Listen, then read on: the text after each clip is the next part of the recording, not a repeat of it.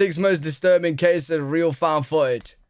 With the car, the father and his young son set out on foot to find a payphone. As they walked, the boy noticed something unusual, a camouflage jacket discarded by the side of the road. This piqued his curiosity and he went over to take a closer look, only to find an unmarked VHS tape sticking out from one of its pockets. The boy picked up the tape and later brought it back to his home. By this point, his parents were also curious about what they'd find on this seemingly abandoned tape. So they inserted it in their home VHS player and pressed play. However, the contents of the tape were far darker than what they could have imagined. Now, the original unedited video has never been made available online, but there are different pieces from various sources that I've done my best to put together. Yo, chat, if you've seen a random tape just lying around, would you take it and watch it at home? I feel like most people would, right? I feel like most people would, just out of curiosity. Hey, King, appreciate the 100 business. It opened with the camera pointed at a massive fire at night, with what I can only assume is the cameraman saying some ominous stuff. Look at the fire. Why does it sound like he said it? This is my domain. Okay, yeah. He set that fire. A bit into the video, the camera refocused and the source of the fire became clear. They do run into the fire? You know what? I would not be surprised. Your house is next. The tape then abruptly cut to the scene from the 1984 horror film A Nightmare on Elm Street. It wasn't clear if the fire video was taped on top of the movie or if this was a deliberate edit. However, one thing was clear: the frightening video was filmed by the person who set the house on fire. The family handed over the tape to the police and told them exactly where and how a wooden pestle, a glove, a cassette of metal music, and a ceramic skull. They also watched the video itself, and it was unlike anything they had seen, and shaky nature of the footage prevented them from extracting any meaningful clues about the location of this fire. This had something to do with Satanism. And while this might sound a bit far-fetched today, yeah, I just think he's off his meds, mate.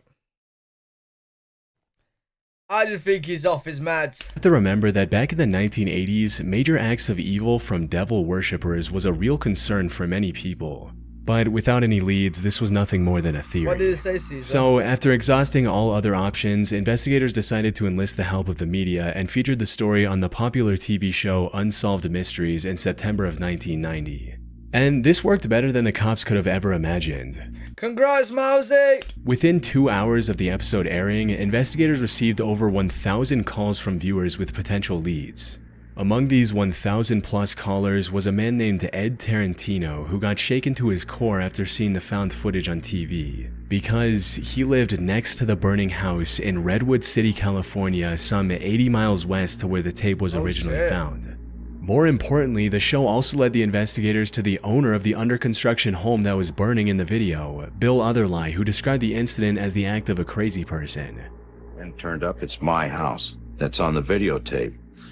And then you heard the voice of this individual. And you go, this guy ain't playing with a full deck. This was an extremely expensive loss for Bill. The fire had completely destroyed his under-construction home, costing him $900,000, which is about $2.5 million in today's money. Oh! Meanwhile, the Redwood City Fire Department also confirmed the incident. Wait, does he not get a claim on that? Can he not claim on that insurance? Bro, 2.4 mil?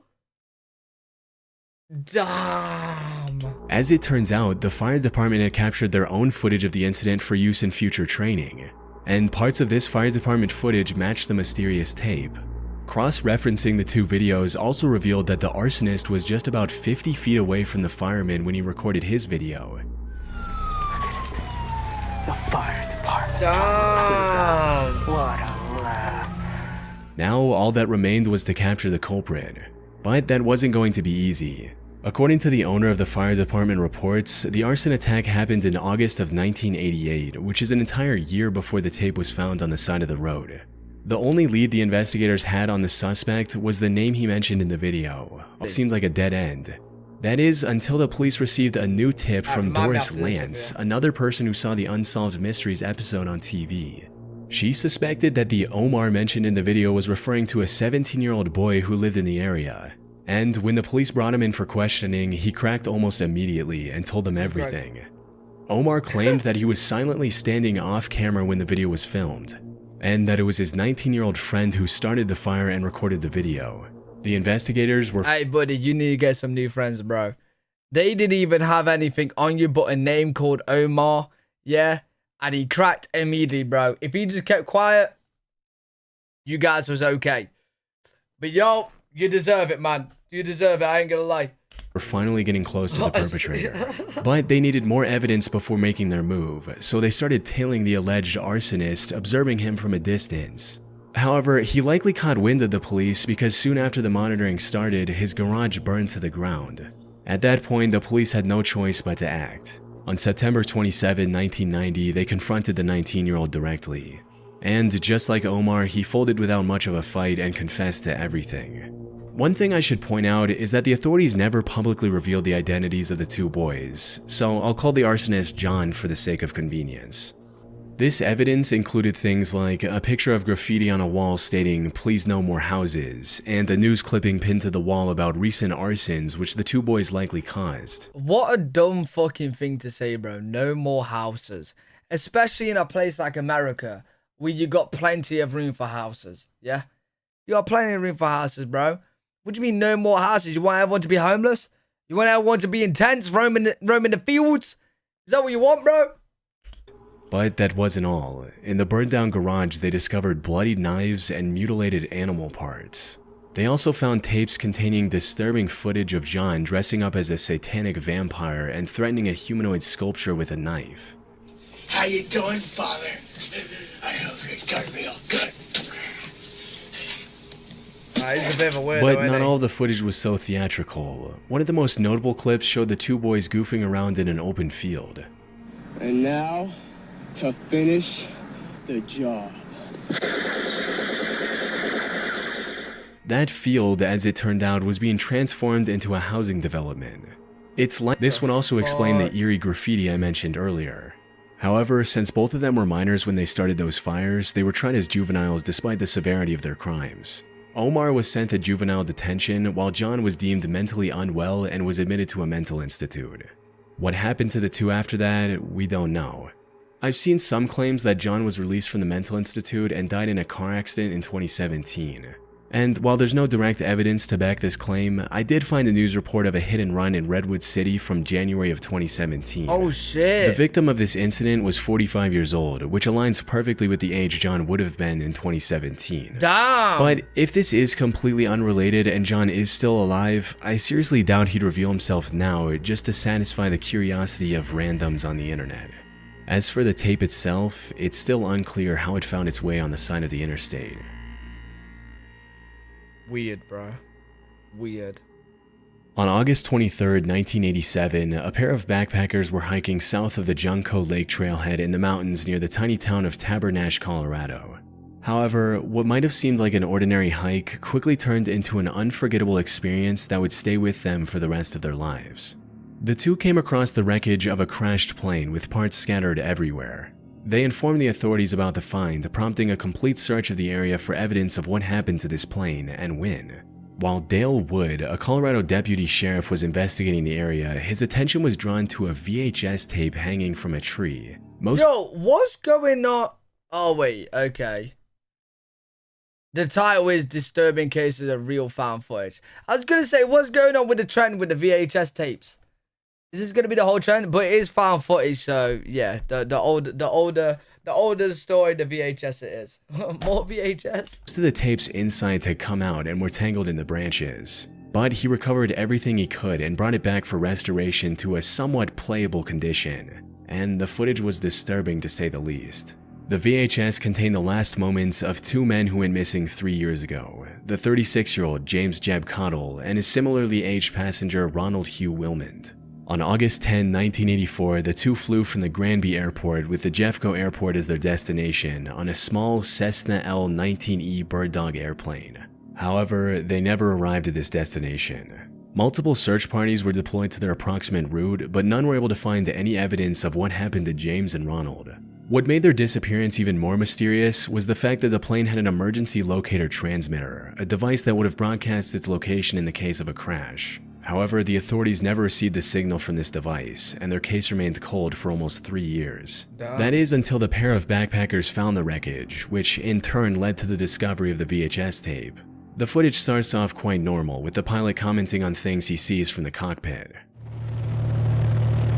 Oh, look at that down there, Ronnie, on the left.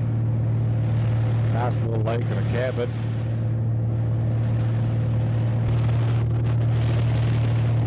Those dead trees down there. Oh, I don't like this. It's making me feel sick. A whole bunch of them back up in here. Just because I know they're about to crash. Very pretty little lake. Yeah, I would never go on a small plane, bro. However, around 5 minutes into the footage, things start to go wrong, as the ground starts coming closer and closer. I'm good, Caesar. Thank you, though.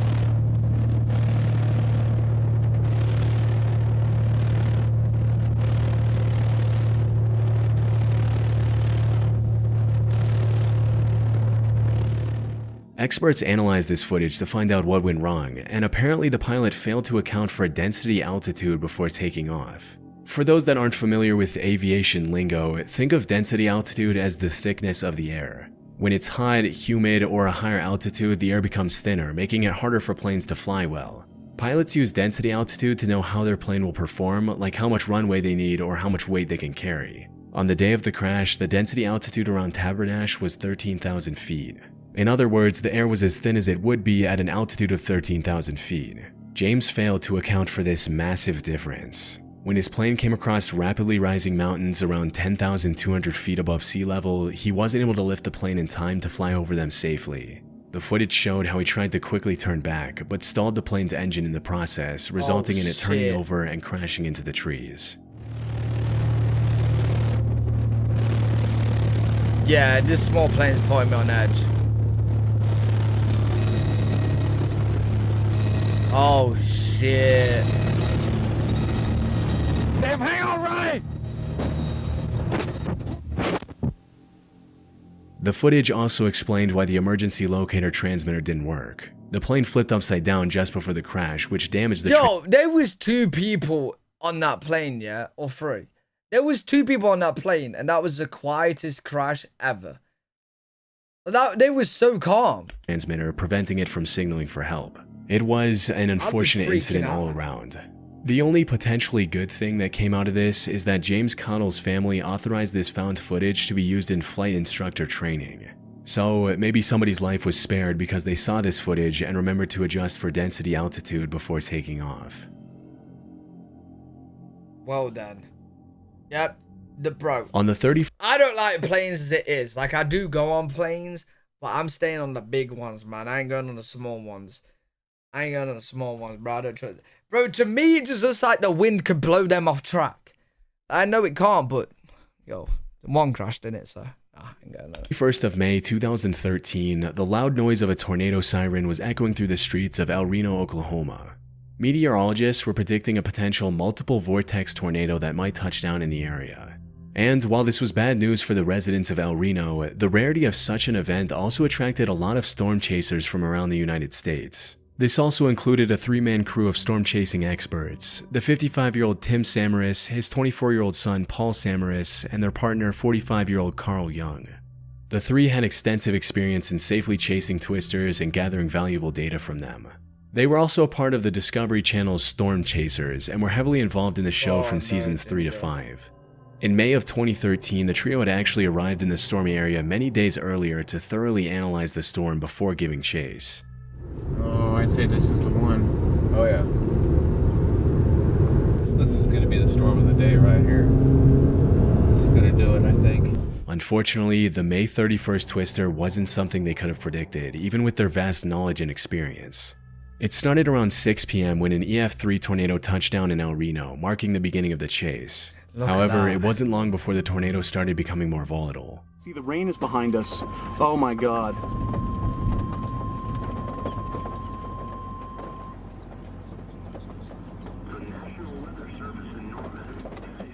What was supposed to be a category EF3 quickly turned into an EF5, which is the most intense a tornado can get.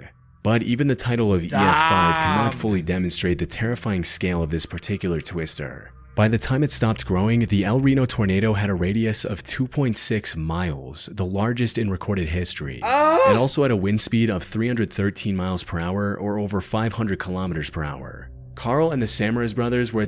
Wait. So the size of it, the radius was 2.3 miles, and the wind in it is going 300 miles an hour? Oh my god. Yo! Attempting to ride parallel to the tornado to observe from a safe distance. Unfortunately, the twister made an unexpected turn and started coming towards their car. They tried everything in their power to escape safely, but sadly, it was too late. The tornado flung the car into the air, sending it barreling across the El Reno region. After the storm had passed, search parties found their car, which was reduced to 60% of its original size. Oh my god. And while Tim's body was found strapped inside the vehicle, Paul and Carl's bodies were found half a mile east and west of the car. Bro, that's all three mad. had tragically passed away in the incident. That's mad. After some more searching, authorities also found a camera, which was miraculously still recording. And after reviewing the footage, it became clear that it had recorded Tim, Paul, and Carl's final moments. Now, as far as I could tell, the raw footage from this camera has not been released to the public, and no one has leaked it anywhere on the internet. Holy shit. But a select few people have seen the footage, including the crew's close friend, Gabe Garfield. According to him, he could hear Carl talking about how eerily calm the air around them had become in the moments before their end. To which Tim replied, "Actually, we're in a bad spot," before uttering his final words, "We're going to die." To this day, the story of Tim, Paul, and Carl serves as a stark warning to aspiring storm chasers, highlighting the immense danger of their pursuit. Even a team of industry-leading veterans couldn't withstand the unpredictable fury of a twister. Yo, that's how dangerous it is, man, for these storm chasers, bro. Like, these storm chasers, like, I know when we see them, they're there, they're having a great time, they're loving it, the adrenaline's kicking. But man, it can get serious. That's crazy, bro. That is crazy. Yeah, rip. On the 1st of June 2024, a YouTube channel by the name of Found Memories uploaded a video titled Tape 92, Found Footage, Jason Sleeping. The video is timestamped for 9:27 p.m. on April 22nd, 2007, and opens with the cameraman placing the camera in a way that faces a sleeping child.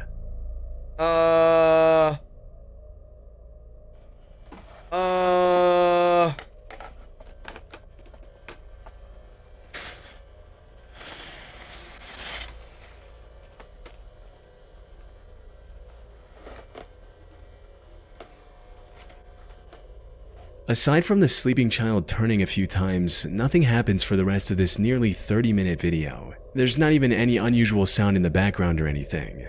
Now, despite the footage being completely uneventful, something about this whole thing is inherently unsettling. Yeah. The lack of context and the uncomfortable silence can easily turn this into nightmare fuel if you have an active enough imagination. Like, yo, is this someone, like, peeking on him through the window from outside? Is this a family member? Like, bro, what the... I'm feeling something weird is going off, bro. According to the description of the video, the original tape was simply labeled as Jason Sleeping. The uploader also gave an explanation for where they found the footage, stating, "Found in a box full of abandoned camcorder videos, uploading to archive the footage. Perhaps one day someone connected to the video will see it and appreciate it." And while this provides some much needed context, it still leaves the biggest question unanswered. Why would anyone record 30 minutes of a child sleeping? So I decided to dig a bit further. The first thing that came to mind is that this is just another one of those staged, artsy, analog horror type videos. However, after going through the channel that posted this video, I don't think that's the case. The channel, Found Memories, was created fairly recently in April of 2024. The About section of the channel... Wait, what is this channel? It's just called Found Memories, where they just find people's videotapes. Yeah, I bet there's some strange ones on this, bro. That posted this video, I don't think that's the case. The channel, Found Memories, was created fairly recently in April of 2024. The About section of the channel reads, "Uploading media I've found to archive, and maybe one day the original owners will find it and appreciate it. I've acquired thousands of videotapes and media over the years from various places. Pawn shops, private sellers, auctions, and thrift stores." Yo, I ain't gonna lie. Do you know what's also weird? Is them uploading it to the YouTube. Like, I know you want the, like, maybe the person recording it was a family member. The kid was having sleeping problems. They wanted to see what was happening. You know what I'm saying? I don't know, bro. I don't know. There could be 1,000,001 reasons to why that recording was happening, yeah? But if you found that tape of a sleeping child, bro, why would you upload it to YouTube? That's fucking weird, bro. That's weird. That's weird. Just let that footage just rest like that. Bye-bye footage. Bye-bye. Bro, uploading it is weird. That's weird, bro. That's weird. Name a few. I recently had the idea to start this channel as a way to start archiving them and actually do something with them. Maybe one day someone connected to them will find them. And this seems to be the truth. At the time of writing, this channel has uploaded over 180 different videos. And almost all of them are extremely unique in some way. From children opening their Christmas presents in 1991 to a whole wedding. However, almost none of these random videos are creepy or scary with the sole exception of Jason sleeping. Yeah, that's I highly weird, doubt bro. the owner of this channel filmed or acquired hundreds of random tapes just to sneak in one obscure horror video. So, they're likely telling the truth about finding the tape. But if it's not an artsy horror flick, what is it?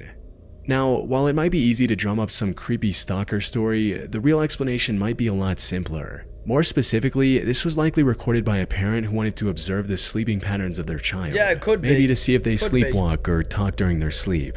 Many comments under the video also agree with this explanation, with one commenter even providing a personal anecdote to validate this theory, stating, "I'm sure they recorded to catch him sleepwalking or talking. When I was 9, I woke up in my mom's closet. My mom about had a heart attack when she opened the door and asked me why I was there. I said, I don't know. She thought I was lying, so one night she videotaped me. But I didn't do it. It was a one-time thing for me. Also could be paranormal reasons. Kid been waking up with scratches, bites, could be anything.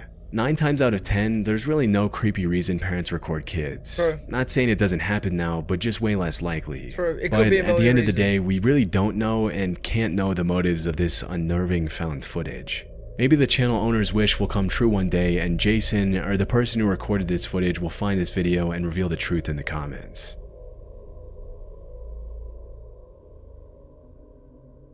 In August of 2021, YouTuber Rich Aloha was filming one of his signature diving videos in a pool under a waterfall in Foster Falls State Park, Tennessee.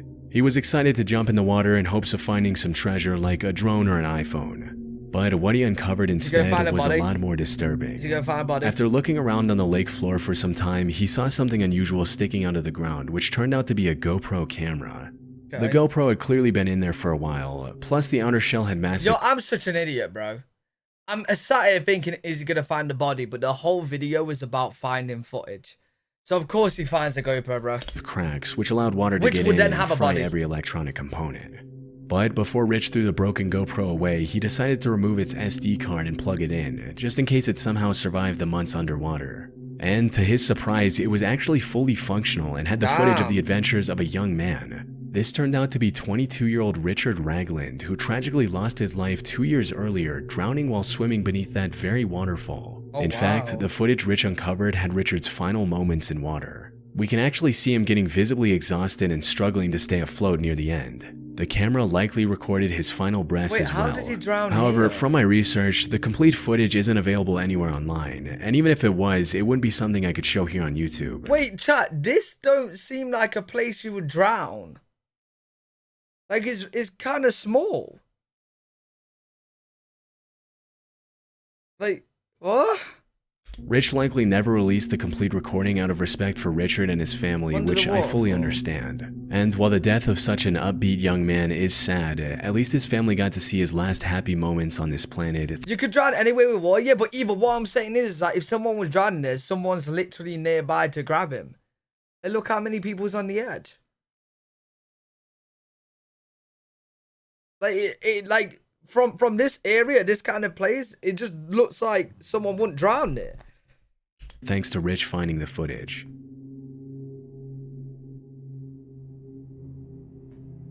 On the 30th of September 2019 at 4:06 p.m., the police in Anchorage, Alaska received a call from a woman claiming to have found evidence of a horrific crime. The woman who called the police was 47-year-old Valerie Kassler. She claimed that she was walking around Fairbanks Street when she found an SD card lying on the ground.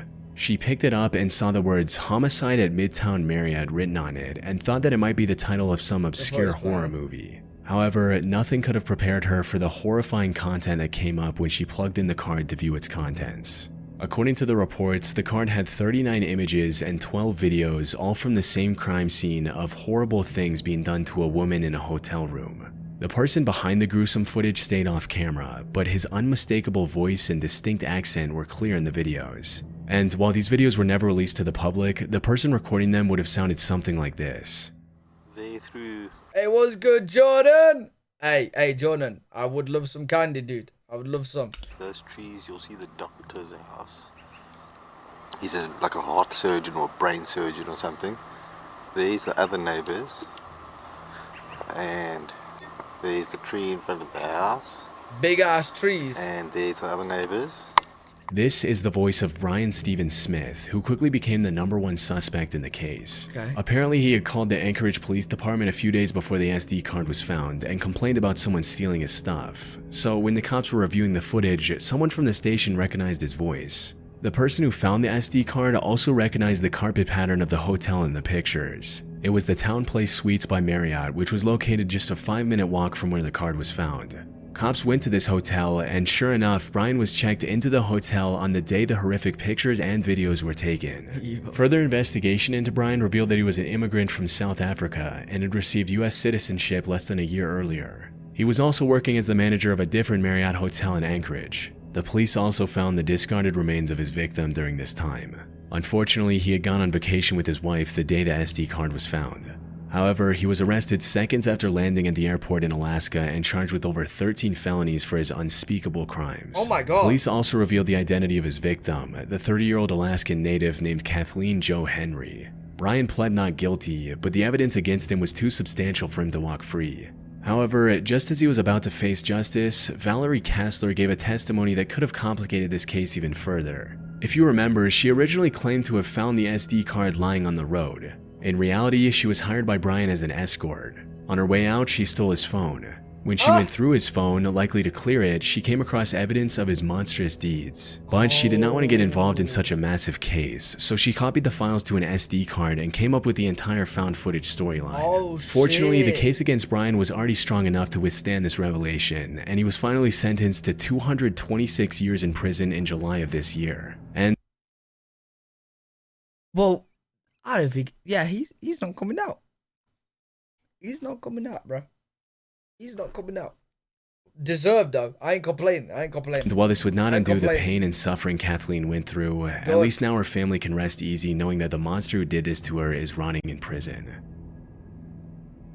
Yeah, I thought it was just one woman, but 2 women? Where's the other one?